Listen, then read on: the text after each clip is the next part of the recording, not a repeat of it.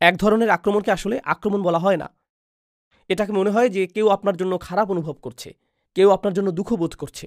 যেমন আপনি শুনলেন যে রাসূল সাল্লাল্লাহু আলাইহি ওয়াসাল্লাম সম্পর্কে মানুষজন বলছে যে তিনি উন্মাদ। যখন কেউ উন্মাদ হয়ে যায় অথবা তাকে জিন আক্রান্ত করে, মাজনুন শব্দটি এই উভয় অর্থই প্রকাশ করে। জুন্না আকলুহু আও আলাইহি জিন এর অর্থ হতে পারে যে তার মস্তিষ্ক আর কাজ করছে না, তার চিন্তাশক্তি আচ্ছন্ন হয়ে আছে, সে হয়তো কোনো ধরনের বাইপোলার ডিসঅর্ডার বা সিজোফ্রেনিয়া অথবা কোনো ধরনের মানসিক রোগে আক্রান্ত। এটা মাজনুন শব্দটির একটি অর্থ। এর আরেকটি অর্থ হলো কোনো শয়তান অথবা জিন তাকে আছর করেছে। প্রাচীন সময়ে এই দুই ধরনের অর্থই প্রযোজ্য ছিল, কিন্তু যখন তারা নবীজি সম্পর্কে এটা বলতো, তারা এটা বোঝাতো না যে তার উদ্দেশ্য খারাপ, বরং এরকম বলতো তার এতে কোনো দোষ নেই, বেচারার বুদ্ধি লোপ পেয়েছে, নাউজুবিল্লাহ। এভাবেই তারা রসুল সাল্লাল্লাহু আলাইহি সাল্লাম সম্পর্কে কথা বলতো। তো এখানে তারা ইসলাম অস্বীকার করছে, কিন্তু রসুল সাল্লাল্লাহু আলাইহি সাল্লামের চরিত্রকে আক্রমণ করছে না। তারা শুধু বলছে যে সে অসুস্থ, সে স্বাভাবিক না, আমরা তার জন্য দুঃখবোধ করছি।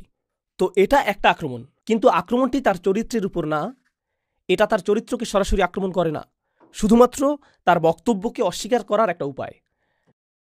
আর এর বিপরীতটা আপনি পাবেন সূরা হাক্কাতে।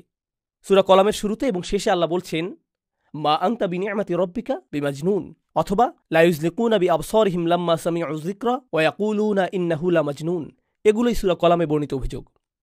যখন আপনি সূরা হাক্কাতে যাবেন, আপনি দেখবেন যে তারা তাকে কবি আখ্যায়িত করেছে, তারা তাকে মহান গণনাকারী বলেছে।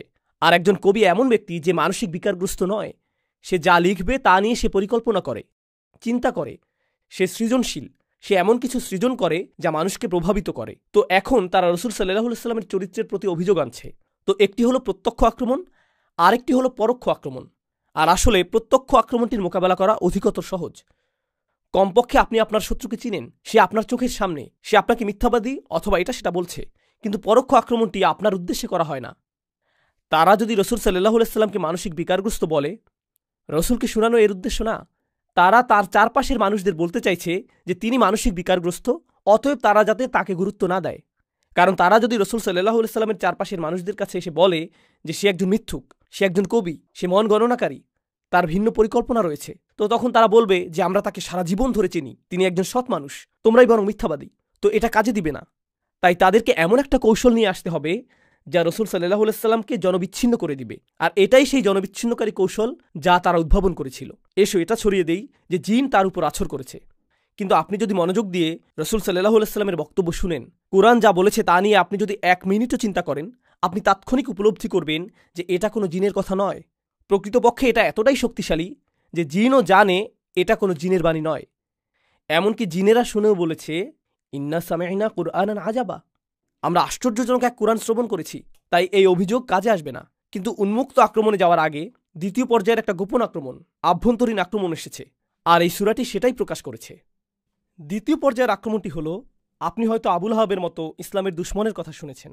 সে রসুল সাল্লাল্লাহু আলাইহি সাল্লামকে ঘৃণা করেছিল, যদিও সে ছিল তার নিকটাত্মীয়। যখন তার সন্তান মারা যান, সে তখন উল্লাস করেছিল, সে অভিশাপ দিত। তার বিরুদ্ধে আক্রমণে সে ছিল জঘন্য এবং কুরুচিপূর্ণ। অন্য আরেক ধরনের শত্রু ছিল আবু জাহেল, কিন্তু সে ছিল আবু লাহাবের তুলনায় বেশ ভিন্ন ধরনের। সেই বেশ ভিন্ন। আবু জাহেল নোংরা ভাষার ব্যবহার করত না। প্রকৃতপক্ষে আবু জাহেল বলেছিল, ইসলামের বিরোধিতা আমাদের এজন্য করা উচিত যে এটাই আমাদের দেশের জন্য অথবা তখনকার প্রেক্ষাপটে আমাদের গোত্রের জন্য উত্তম। তার গোত্রের জন্য যা উত্তম তাই সে চেয়েছে। আর সে ভেবেছে যে নতুন এই ধর্ম এবং নতুন এই বার্তা হলো বর্তমান সমাজ ব্যবস্থার জন্য একটা হুমকি, আর আমাদের যা রয়েছে ইতিমধ্যেই তা সর্বোত্তম। তো আমাদের এর বিরোধিতা করতে হবে জাতীয় স্বার্থে। প্রকৃতপক্ষে সে তার নীতিতে এতটাই আপোষহীন এবং অকপট ছিল যে এক পর্যায়ে রসুল সাল্লাল্লাহু আলাইহি সাল্লাম ওমর অথবা আমরের মধ্যে একজনকে ইসলামের জন্য কবুলের দোয়া করেছিলেন। আমর হলো আবু জাহেল, আর আল্লাহ ওমর রাদিয়াল্লাহু তাআলা আনহুর দ্বারা সেই দোয়া কবুল করেছিলেন। কারণ এমনকি রসুল সাল্লাল্লাহু আলাইহি সাল্লামও আবু জাহেলের ব্যক্তিত্বের মাঝে শক্তিশালী কিছু গুণাবলী দেখতে পেয়েছিলেন। এমনকি এই দৃষ্টিকোণ থেকেও যে যদি সে শত্রু হয়, কমপক্ষে সে তো গোপনে শত্রুতা করছে না, সে নানান ধরনের অভিযোগ নিয়ে লুকোচুরি খেলছে না। না, আমি ইসলামের বিরোধিতা করি, এই হলো আমার কারণ।